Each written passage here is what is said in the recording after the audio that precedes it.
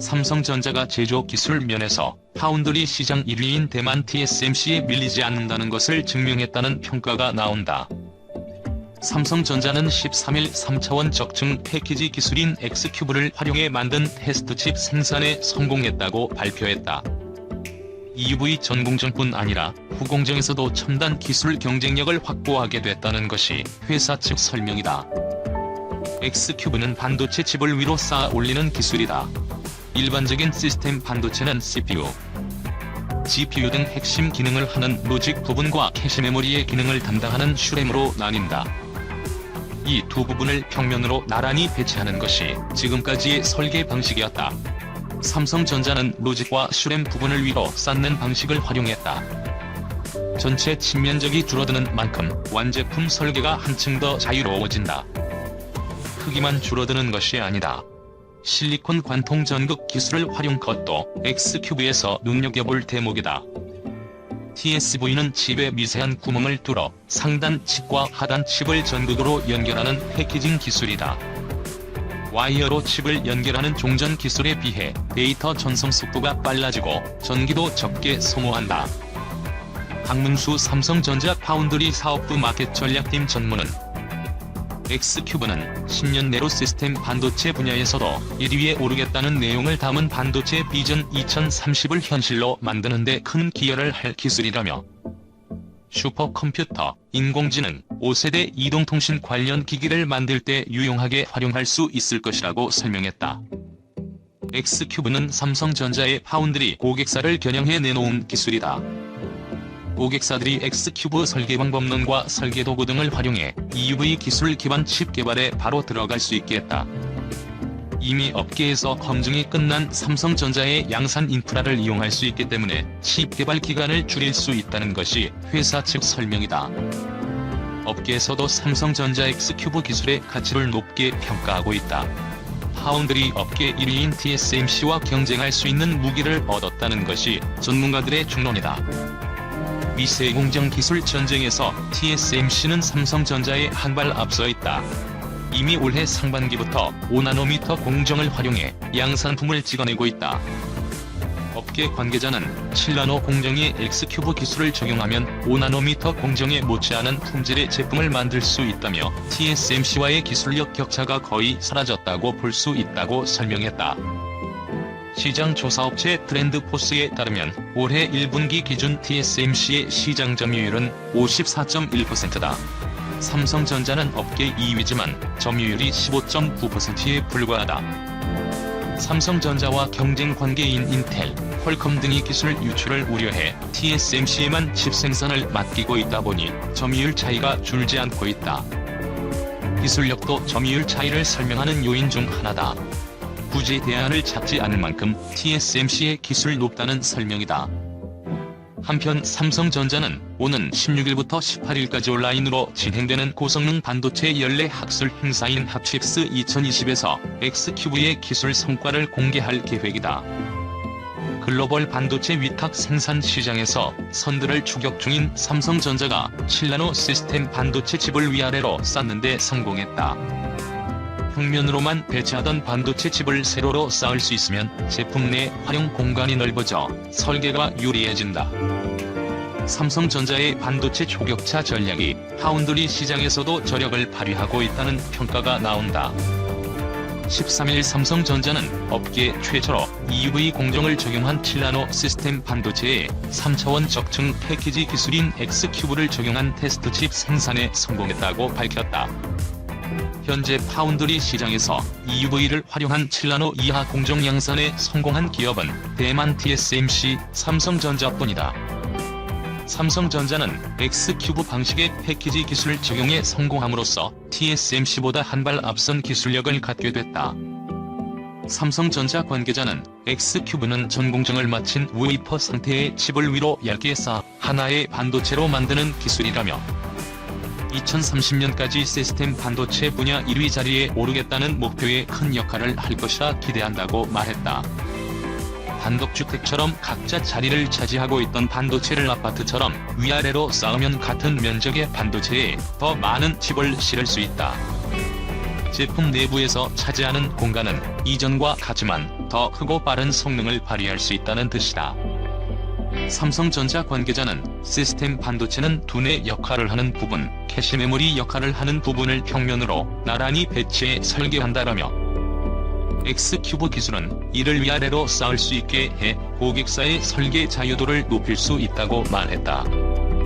삼성전자는 X큐브 기술이 슈퍼컴퓨터, 인공지능 등 고성능 시스템 반도체를 요구하는 분야는 물론 스마트폰과 웨어러블 기기 등의 경쟁력을 높일 수 있는 핵심 기술로 활용될 것으로 기대하고 있다. 삼성전자는 이달 16일에서 18일 온라인으로 진행되는 고성능 반도체 관련 연례 학술 행사인 핫첵스 2020에서 X큐브의 기술 성과를 공개할 계획이다. 박문수 삼성전자 파운드리 사업부 마켓 전략팀 전무는 삼성전자는 반도체 성능 한계 극복을 위한 기술을 지속적으로 혁신해 나가겠다고 밝혔다. 반도체 산업 뒤처진 일, 세계 최대 대만 TSMC 공장 유치 노린다. 일본이 세계 최대 파운드리인 대만 TSMC의 공장을 유치할 움직임을 보이고 있다. 한국, 미국, 대만에 뒤처져 사실상 국제 무대에서 사라진 일본산 반도체의 부활을 노린 것이다. 10일 요미우리 신문에 따르면 일본 정부는 반도체 산업 육성 전략을 대폭 수정할 방침이다. 기존의 일본 기업 관련대 방식을 포기하는 대신 반도체 생산 경쟁력이 뛰어난 외국 업체와 일본이 강점을 가진 소재, 부품, 장치 업체 간 국제 연대를 지원하는 방향이다. 일본은 그 첫 대상으로 전 세계 파운드리 생산의 51.5%를 차지하고 있는 TSMC를 염두에 두고 있다. 현재 TSMC가 도쿄대와 공동 연구 개발을 하고 있고 미중 무역 갈등 속에서 미국에 공장을 세우기로 하는 등 거점 전략을 바꾸고 있는 점 등을 고려한 것이다. 일본 정부는 TSMC가 일본에 공장을 지을 경우 정부 자금을 지원할 계획이다. 또 이런 반도체 국제연대에 향후 수년간 1000억엔을 투입할 계획이라고 신문은 전했다. 이와 관련해 일본 경제산업성은 삼성전자나 미국, 유럽의 반도체 메이커와 국제연대도 검토 중인 것으로 전해졌다. 하지만 일본이 한국에 대한 반도체 주요 소재 산품목에 대한 수출 규제를 철회하지 않고 있고 한일 갈등이 계속되는 상황에서 삼성전자 반도체 공장 유치는 현실화가 매우 어려울 것이란 전망이 나온다. 1990년대 초반까지만 해도 일본은 세계 반도체 산업을 이끄는 큰손이었다. 하지만 2000년대 들어 한국과 대만세에 밀려 급격히 시장 점유율을 잃어갔다. 이후 일본은 히타치, NEC 등 기존 업체들의 반도체 사업을 통합하는 히노마루 연합 프로젝트를 가동했지만 대규모 시설 투자와 막대한 연구, 개발비 싸움에서 뒤지면서 사실상 사업에 실패했다. 현재 세계 파운드리 시장은 대만, 미국, 한국, 중국의 무대다. 반면 일본엔 스마트폰 등에 쓰이는 통신용 반도체 생산 공장조차 없는 게 현실이다. 수입품에 의존하던 일본은 미중 관계 악화로 서플라이 체인이 일시에 무너질 수 있다는 우려를 갖고 있다. 특히 오지의 빠른 발전에 따라 첨단 반도체 수요가 급증하고 있어 위기감은 더욱 커지고 있다. 일본은 이런 사면 초가의 위기 상황을 타개하기 위한 고육책으로 국제연대를 내놓은 셈이다.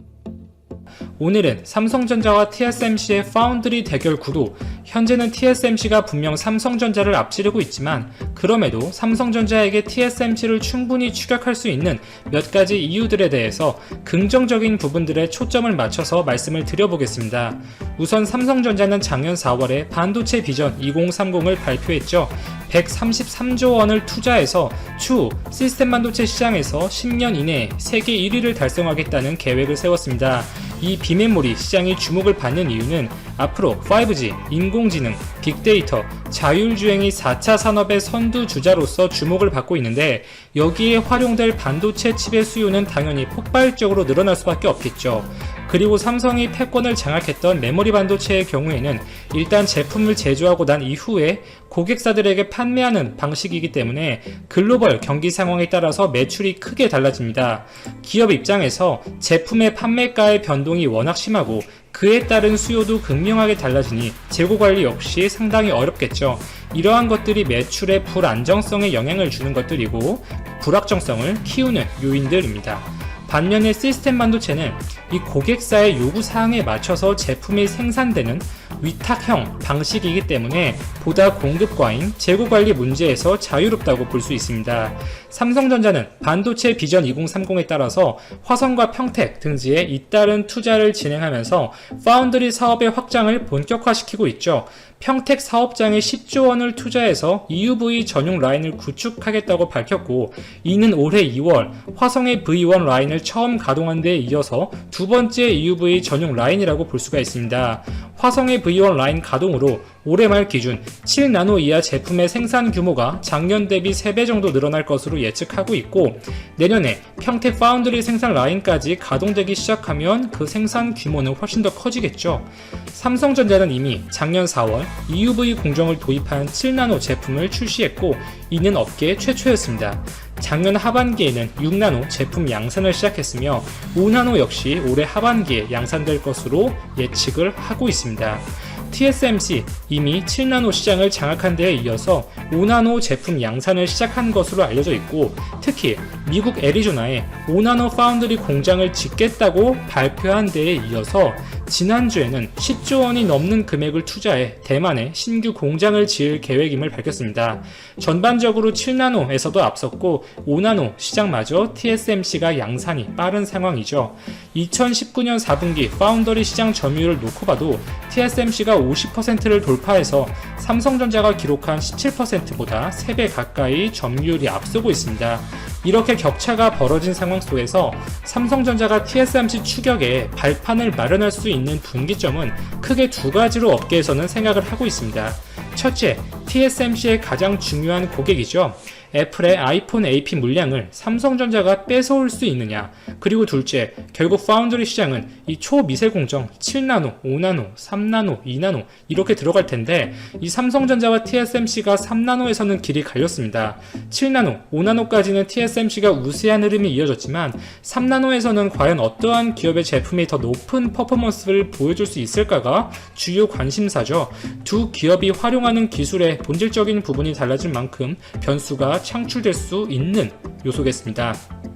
자, 첫 번째 사항에 대해서 조금 더 이야기를 해보면, 현재 애플, 이 아이폰의 AP 물량은 TSMC가 독점하고 있는 형국입니다. 과거 2010년대 초반에는 TSMC와 삼성전자가 아이폰의 AP를 나눠서 생산하고 있었지만 2015년을 기점으로 TSMC가 사실상 독점을 하고 있는 상황인데요. 일단 그 이유를 두 가지로 꼽습니다. 첫째, 전 공정에 중요도를 뒀던 삼성전자와 반대로 TSMC는 후공정, 이 반도체 패키징에 보다 주목을 했다는 점과, 둘째, 이 파운드리 전문 업체인 TSMC의 특수성에 기인한 것입니다. 이 패키징에 대해서 보면, 이 패키징 공정에서 삼성과 TSMC 간의 기술 격차가 벌어지면서 애플이 TSMC 측에 물량을 몰아주기 시작했습니다. 2020년까지 애플 물량을 독점 계약하였고, 이 아이폰이 TSMC의 제품을 사용해서 성공적인 퍼포먼스를 뽑아줬고, 판매에도 호조를 보이자 이를 바탕으로 다른 기업들 퀄컴, 엔비디아, 화웨이와 상당한 양의 공급 계약을 따냈죠. 일반적으로 반도체 공정은 전공정, 후공정으로 구분을 할 수가 있습니다. 전공정을 쉽게 이야기를 하면 이렇게 웨이퍼 위에 회로를 만드는 과정이라고 보면 되죠. 증착, 노광, 식각, 세정 이러한 공정 과정들이 포함이 됩니다. 이후 후공정에 들어가게 되는데, 고온, 고전압 등의 전기적인 스트레스를 가해서 이 제조한 웨이퍼의 내구성 테스트를 진행하고 두꺼운 웨이퍼를 얇게 만든 뒤에 칩 단위로 절단을 하게 됩니다. 이후에 패키징을 진행하게 되는데, 이 패키징을 통해서 칩이 외부 PCB, 즉 인쇄회로 기판과 전기적 시그널을 주고 받을 수 있도록 합니다. 즉 패키징은 말 그대로 제조된 반도체 칩을 포장하는 작업인데, 외부의 습기나 불순물 등으로부터 칩을 보호하고 해당 칩이 외부와 신호를 주고받을 수 있도록 길을 만드는 과정이라고 보시면 됩니다. 이 TSMC가 패키징 부분에서 독보적이라고 평가받았던 것은 팬아웃, 웨이퍼 레벨 패키지 기술 FOWLP 덕분이었습니다. 이 기술이 삼성을 앞지르면서 애플의 마음을 사로잡은 것인데요. 이 웨이퍼 레벨 패키지, 즉 기존에는 웨이퍼에서 개별 칩을 일일이 절단해서 포장을 했었다면 그 개념에서 벗어나서 웨이퍼 단위로 칩을 패키징하기 시작한 것이죠. 웨이퍼 단위에서 일괄적으로 공정이 진행되기 때문에 상대적으로 수율이 더 높았고 칩 크기에 맞게 최소화한 패키징을 하는 데 있어서 유리한 측면이 있었습니다. 그리고 FO, 이 팬아웃 기술을 도입했는데 칩의 이 출력 단자 배선을 칩 바깥으로 빼내서 더 많은 단자가 반도체에 담을 수 있도록 했습니다. 즉 데이터 처리 속도가 더 빨라질 수 있다는 장점이 있고 칩을 잘라낸 후에 양품들을 모아서 웨이퍼 형태로 이렇게 배열하고 그 이후에 패키징을 하는 것이기 때문에 수율이 더 올라간 측면도 있었습니다. 결국 PCB가 필요가 없게 되었고 공정 횟수도 단축이 되어서 원가 절감의 획기적인 방식이었죠. TSMC가 패권을 잡은 주요 이유 중에 하나가 이 패키징 기술이었습니다. 물론 TSMC의 주요 모토는 고객과 경쟁하지 않는다죠. 반도체 설계도 안 하고 칩을 직접 팔지도 않고 이 단순히 위탁 생산만 하고 있기 때문에 아무래도 기업들 입장에서 기술 유출이나 경쟁에 대한 우려가 적습니다. 반면에 삼성전자는 종합적인 반도체 회사죠. 칩 생산을 위한 설계를 줘야 하는데 경쟁 업체에 이 같은 설계를 주는 것은 분명 부담이 있습니다. 결국 삼성이 TSMC를 앞지르려면 기술적으로 TSMC를 찍어 눌러야만 한다는 결론이 나오는 것이죠. 삼성이 이 TSMC의 패키징 기술의 대항마로 삼은 것은 팬아웃 패널 레벨 패키지 기술입니다. FOPLP라고 이야기를 합니다. 이 WLP와는 다르게 사각형 패널을 활용해서 패키징을 하는 것인데 위에서 언급드렸던 WLP 기술의 경우에는 이 원형의 웨이퍼에서 과정이 진행되다 보니 사각형 모양으로 칩셋이 절단되면 필연적으로 일정 면적은 버려질 수밖에 없습니다. 대략 전체 웨이퍼 면적의 10에서 15% 정도가 버려지는 것으로 알려져 있습니다. 반면에 사각형 패널에서 진행을 하게 되면 패널 대부분을 빈틈없이 이용할 수가 있기 때문에 더 많은 칩을 생산하면서 버려지는 부분도 8% 이하로 더 낮출 수가 있습니다. 종합적으로 볼 때 30% 정도 원가를 더 낮출 수 있다고 보고 있어요. 그리고 삼성전자의 발표에 따르면 직경 300mm 웨이퍼 기반 FOWLP와 이 가로 400mm 패널 기반 FOPLP를 비교해봤을 때 후자 쪽의 생산성이 2.3배가량 더 높았고 600mm 패널을 기반으로 했을 때는 5배 이상 생산성이 높을 것으로 예상을 했습니다. 삼성전자는 이 PLP 기술의 도입에 사활을 걸었고 삼성전기의 PLP 사업을 아예 인수하기까지 했었죠. 그리고 충분히 FOPLP 기술이 성공적이라는 것을 증명하기 위해서 2018년에 갤럭시 워치용 AP에 적용하기도 했었습니다. 삼성이 독점 계약이 끝나는 내년도 애플에 AP 물량을 가져오기 위해서는 올해 삼성이 어느 정도 준비가 되어 있다는 것을 보여줄 필요가 분명히 있겠죠. 작년까지만 하더라도 올해 보급형 AP에 이 PLP 기술을 적용하고 내년에 출시될 프리미엄 모델의 PLP 기술을 활용할 것으로 많이들 예상을 했었는데 삼성이 하반기에 출시할 스마트폰에 해당 패키징 기술이 적용될지 여부는 아직 확실치 않습니다. 또 하나 긍정적인 요소라면 최근 애플의 움직임이죠. 애플은 올해 하반기에 출시할 이 신모델에서 OLED를 도입하기로 결정을 내렸는데 이 디스플레이 공급 업체로 삼성 디스플레이, LG 디스플레이, 중국의 BOE 이렇게 3개의 업체를 선정했습니다. 물론 70% 이상 삼성이 물량을 가져갈 것으로 예측이 되고 있지만 LG 디스플레이 역시 꽤나 선전했다는 이야기가 들리고 있고 이 전반적으로 애플은 공급망 다변화를 추진 중에 있죠. 아무래도 독점 체제는 리스크가 분명히 있습니다. 더군다나 미국과 중국의 갈등이 격화되면서 신냉전의 분위기가 조성되는 가운데 기업들 입장에서 외부적 요인에 의한 불확실성, 리스크가 점점 커지는 시점이고 이를 조금이나마 줄이기 위해서는 공급처 다변화가 필연적이라고 볼 수가 있겠죠. 애플이 일부 물량을 삼성전자에게 줄 수 있다는 희망적인 관점이 나오는 주요 근거입니다. 그러나 TSMC 입장에서도 지금 미국의 제재로 사실상 매출의 15%를 차지하던 화웨이와의 거래가 중단이 되어가는 상황이고 올해 5나노급의 양산되는 제품을 구매해줄 기업이 애플 외에는 없습니다. 결국 애플이 매출에서 차지하는 비중이 더 올라간다는 이야기고, 애플이 어떠한 선택을 하느냐에 따라서 TSMC, 삼성전자의 파운드리 점유율에도 상당한 영향을 줄 수밖에 없겠습니다. 전반적으로 삼성전자 파운드리보다 TSMC의 파운드리가 영업이익률이 높고 추후 단가를 낮출 여지가 많아 보인다는 점은 TSMC에게 웃어주는 요소겠고요.